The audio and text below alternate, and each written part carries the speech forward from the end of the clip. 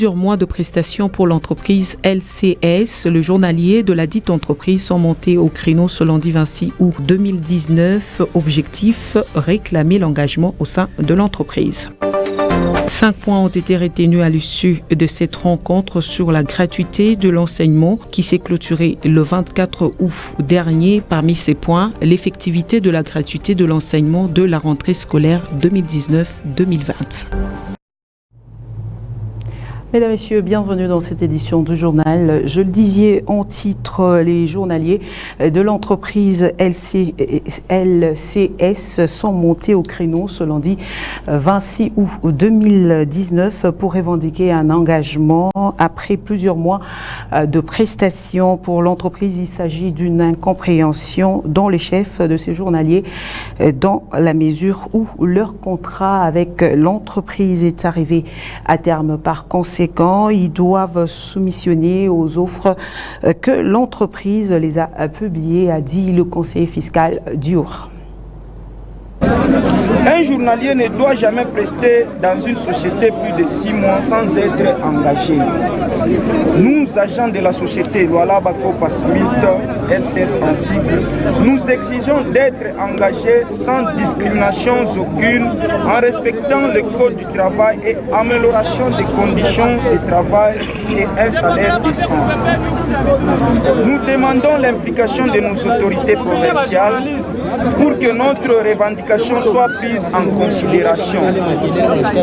Nous sommes fatigués de la façon dont les Chinois sont en train de nous maltraiter, comme si nous étions des inhumés. Vous êtes à combien? 1000 employés. La société va être invitée.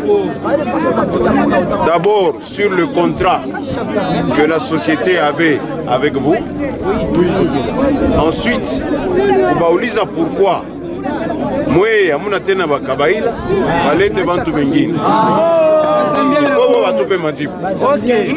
Mais je peux dire que la Constitution donne la liberté à chacun de s'exprimer et de revendiquer ce droit.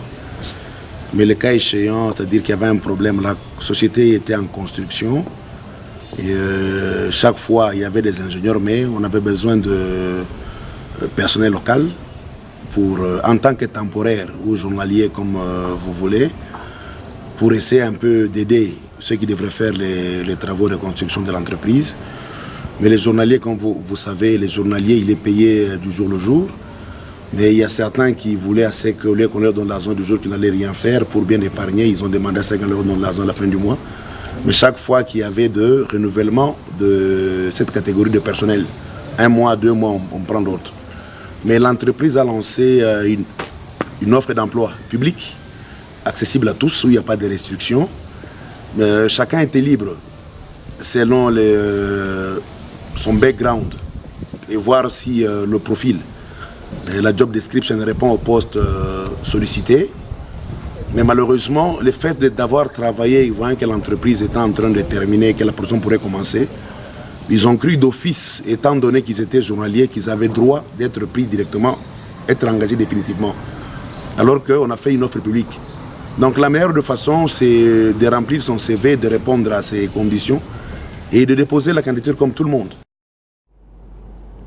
Au chapitre de l'éducation, la deuxième table ronde sur la gratuité de l'enseignement s'est clôturée le 24 août dernier. 5 points ont été retenus à l'issue de ces assises, parmi lesquels l'effectivité de la gratuité de l'enseignement dès la rentrée scolaire 2019-2020. Lors de la clôture sur la gratuité de l'enseignement tenue ce 24 août 2019, 5 points très importants ont été retenus, entre autres l'effectivité de la gratuité de la rentrée scolaire 2019-2020, la mise en place d'un dispositif de suivi-évaluation de la mise en œuvre de la gratuité de l'enseignement des bases assorties d'un plan de communication, la création d'un impôt de solidarité en faveur de l'éducation. La table ronde sur la gratuité de l'enseignement au niveau primaire n'a touché du concret, a affirmé Tantou Mey, l'un des experts congolais en matière de l'éducation. À la clôture de ces assises, recommande la création d'une taxe de solidarité pour augmenter les financements internes de l'éducation et diminuer la pression sur les ménages. Parmi les recommandations, il y a également la restructuration du fonds de promotion de l'éducation nationale dans l'optique d'y insérer les financements innovants, durables, soutenables et écologiques du point du droit à l'éducation. À la cérémonie de clôture, après lecture du rapport général tel que amendé, une déclaration a été faite au nom de la deuxième table ronde sur la gratuité de l'enseignement des bases avant les discours de clôture du ministre de l'EPSP. Occasion faisant les larrons et devant tous les participants. Le ministre a clôturé les travaux en félicitant pour le travail abattu et en les rassurant d'une part quant à l'application de ces recommandations pour rendre l'éducation des bases effective sur toute l'étendue de la République dans les écoles publiques et d'autre part en améliorant la rémunération des enseignants ainsi que leurs conditions de vie et en octroyant les frais de fonctionnement aux écoles dès ce mois de septembre. Suite à la publication du premier gouvernement, ce lundi 26 août 2019, par le porte-parole du chef de l'État Kassongo Mwema Yamba, voici quelques réactions de la population lualabaise face à cette publication. Ils sont au micro de Fiston Saloumon. Le gouvernement est enfin là. Ce gouvernement a au moins 76,9% des personnalités qui n'ont jamais fait partie d'un gouvernement dans ces pays. Il y a 17% de femmes. Les 106 ministères, ce n'est pas un gouvernement budgétivore comme les gens le pensent bien. C'est un gouvernement qui va travailler pour améliorer les conditions de vie de la population. 66 ministères, 66 déficits, 66 problèmes à résoudre dans ces pays. Il n'y a pas de discrimination en soi, mais le président de la République l'a dit récemment d'ailleurs concernant l'histoire de personnes vulnérables. Il a prévu un ministère pour cette catégorie-là. C'est d'ailleurs ce qui fait aujourd'hui 66 ministères au lieu de 65 comme cela a été prévu initialement. Donc que ces personnes, que ces pygmées ne soient pas frustrés, on a ajouté un ministère pour cette catégorie des personnes, donc personnes vivant avec handicap et aussi tous les vulnérables. Je tiens tout d'abord à féliciter tous les premiers. Je dis aussi merci au président de la République qui a pu manifester la volonté de former ce gouvernement. Nous sommes convaincus que c'est un gouvernement qui est constitué des hommes et des femmes fascinés par le travail et le bien-être de tous les Congolais. C'est ainsi que nous demandons à toute la population d'être confiée au président de la République et au gouvernement qui venait d'être publié. Il y aura des critiques, ça ne manque pas. Je crois que ces critiques peuvent nous aider à aller de l'avant et à nous améliorer. Il n'y a que 65 postes et les 65 postes ne pouvaient pas contenir tout le monde. C'est-à-dire les femmes ou les hommes qui se sont sentis un peu lésés, ils doivent savoir que les 65 postes ne pouvaient pas contenir tout le monde. Et ils doivent attendre une autre occasion qui peut se présenter. Ces pygmées, ils sont représentés par d'autres Congolais, ils sont Congolais et ils sont représentés par les Congolais. Tout ce que nous félicitons le président de la République, c'est que ce gouvernement a quand même tenu compte de la représentativité de toutes les provinces. En mission officielle au Lualaba, le gouverneur de la province du Haut-Lomami, Marcel Lengue, s'est entretenu avec son homologue du Lualaba, Richard Mouyej-Mongezmos, au menu de leur entretien. La coopération entre les deux provinces sœurs, notamment le pont à jeter sur la rivière Vunda Biabo, reliant le haut commissaire au Lualaba après leur tête-à-tête dans le cabinet de travail de Richard Mouyej-Manguez-Mans. Les deux gouverneurs sont descendus sur le terrain pour voir les matériaux de l'ancien pont Lualaba qui devrait être jeté sur cette rivière reliant les deux provinces. Les deux provinceurs, le Haut-Lomami et le Lualaba, déterminés à s'accompagner mutuellement pour faciliter leur développement respectif, la raison de cette présence du gouverneur du Haut-Lomami, Lengue Massango Marcel, dans le cabinet de travail de son homologue Richard Mouyej-Manguez-Mans de la province du Lualaba. Entre les deux hôtes, plusieurs questions ont été évoquées, parmi lesquelles celles liées aux infrastructures routières, aux échanges culturels et à leur essor économique en vue de faciliter la connexion entre ces deux provinces par voie routière. Le gouverneur Richard Mouyej-Manguez-Mans a tenu à faire visiter son invité les différents matériaux qui servaient autrefois de l'ancien pont Lualaba démonté et qui seront jetés prochainement sur la rivière Vundabiabo. À la grande satisfaction du gouverneur Lengue Massango Marcel, qui a profité de l'occasion pour dévoiler certaines stratégies prises par son gouvernement pour désenclaver sa province, tout en félicitant Richard Mouyej-Manguez-Mans pour sa participation. Pont qui était tombé, et donc le pont du Lomami qui nous concerne, nous devons le remplacer. Nous avons également d'autres ouvrages, c'est pourquoi nous sommes venus avec le gouverneur voir la situation et organiser les transports pour que ça arrive avant les pluies et qu'on mette un pont comme il se doit sur la nationale numéro 1. Mais nous n'avons pas que ça comme coopération. Nous avons échangé par exemple sur la route Kolwezi qui va vers Luena. À l'époque on appelait route Jekamine. La province du Lualaba a fait déjà un grand effort jusqu'au bac Vundabiabo. Moi-même je l'ai faite en novembre-décembre et elle était bonne sur ce tronçon. Mais le bac Vundabiabo nous a lâchés et il était dans l'eau. Et heureusement, je pense qu'on vient de l'enlever. Et ils ont un projet au niveau de la province du Lualaba de mettre maintenant un pont et pas un bac. C'est que nous accueillons favorablement et nous félicitons cette initiative.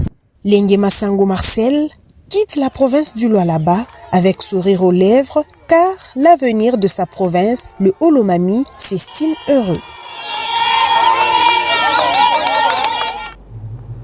Le gouvernement Ilunga Nkamba a rendu public ce lundi 26 août 2019 par le porte-parole de la présidence, Kasongo Mouyema-Yamba. Il faudra dire que ce gouvernement a tenu compte de toutes les recommandations du président de la République. Après près de 8 mois d'attente, finalement, c'est ce dimanche 25 août 2019, dans la soirée, que le premier gouvernement sous Félix Tshisekedi a été rendu public par le porte-parole de la présidence, Kasongo Mouyema-Yamba. Ce gouvernement est composé de 66 ministres au lieu de 65 comme prévu au départ. Il faut aussi noter que dans ce gouvernement, il y a 12 femmes et plusieurs nouvelles figures. Suivez cet extrait. La Constitution de la République démocratique du Congo, telle que modifiée par la loi numéro 11-002 du 20 janvier 2011, portant révision de certains articles de la Constitution du 18 février 2006, spécialement en ses articles 78, 79 et 90. Vu l'ordonnance numéro 19-056 du 20 mai 2019 portant nomination d'un Premier ministre. Vu l'ordonnance numéro 17-005 du 8 mai 2017 portant nomination des vice-premiers ministres, ministres, des ministres délégués et des vice-ministres sur proposition du Premier ministre, ordonne. Après la publication du gouvernement Ilunga-Ilunkamba, plusieurs réactions positives fusent de toutes les composantes politiques du pays, opposition comme majorité au pouvoir. Parlons sport à présent, après le match qui a opposé l'AS Simba de Kolwezi face au tout-puissant Mazembe de Lubumbashi. Quelques responsables de l'équipe de Lubumbashi n'ont pas caché leur joie tout en prodiguant des conseils à l'équipe adverse pour leur avancement. On est vraiment très content parce que ce n'était pas une promenade de santé. On sait bien que Simba c'est une grande équipe de la province de Lualaba. On les a respectés, on les a pris au sérieux, c'est pour cela qu'on est arrivé à marquer les 4 buts. Nous, c'est les 3 points qui comptent. Je suis content, pas seulement de la rencontre, et aussi de l'accueil qui nous a été réservé, et aussi du comportement de la population de Kolwezi. Ils ont été accueillants, et même à la sortie du stade, personnellement, ça m'a touché. Je suis content, je dis merci à eux, et qui continuent avec cet état d'esprit. Je crois que le football va aller de l'avant dans cette ville de Kolwezi, dans cette province de Lualaba. Et par rapport à la rencontre, je crois que le public a été content et bien gâté par rapport à la rencontre. Il y a eu de bonnes choses de part et d'autre. Mazembe prépare maintenant le prochain match de la foot. Je crois que vous avez le calendrier. La seconde équipe de Vec Club, c'est dimanche à Kinshasa. Donc là, on rentre à Lubumbashi et vers la fin de la semaine, on va se déplacer pour Kinshasa. L'équipe de Simba est une jeune équipe qui a des bonnes individualités. Et je crois qu'avec le travail, ça promet. C'est dommage que cette équipe ait commencé son championnat avec 2 gros calibres contre Vec Club et contre Mazembe. Ce n'est pas facile, mais il faut quand même les apprécier. Je crois que tout ira pour le mieux par la suite. Restons toujours dans ce même chapitre avant de mettre un terme à cette édition du journal. Les prix remis aux gagnants du marathon de la presse a suscité diverses réactions, parmi lesquelles certains ont décrié la tricherie. Les organisateurs tiennent à éclaircir l'opinion sur les mécanismes de sélection. Suivez.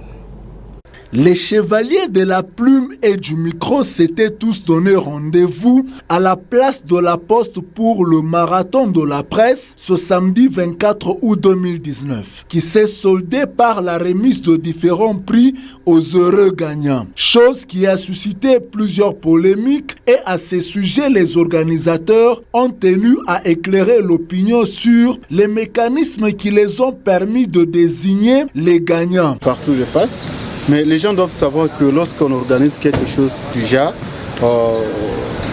on n'est pas des petits enfants. C'est qu'on a étudié tous les paramètres. Et l'organisation, la manière dont moi j'ai mis l'organisation, personne ne pouvait tricher. J'ai eu des gens de personnes qui n'ont même pas mis le polo, qui étaient en train de surveiller les marathons. Et nous savons tous les numéros, les gens qui, d'une manière ou d'une autre, ont pris les motos pour justement arriver avant. Tous ces gens-là, je ne sais même pas vous les citer ici, mais tous ces gens-là, je les ai appelés, je les ai dit que non, vous n'aurez rien. Ils sont arrivés avant. Mais les meilleurs, c'est là qui ont gagné. C'est là que tout le monde a vu. Ce sont ces gens-là que nous avons donné des prix. Et si les gens pensent, c'est juste peut-être une façon de nous décourager, mais ce n'est pas ce qu'ils disent qui peuvent nous décourager. Je suis tellement émue d'avoir remporté ces prix. Je m'attendais vraiment à ça parce que je m'étais préparée en conséquence. Et je remercie beaucoup les organisateurs de la première édition du Marathon des Presses pour ces prix que j'ai reçus. Les organisateurs tiennent à rassurer les différents participants que pour la prochaine édition, qu'ils travailleront à améliorer ce qui n'a pas été bien fait à cette édition.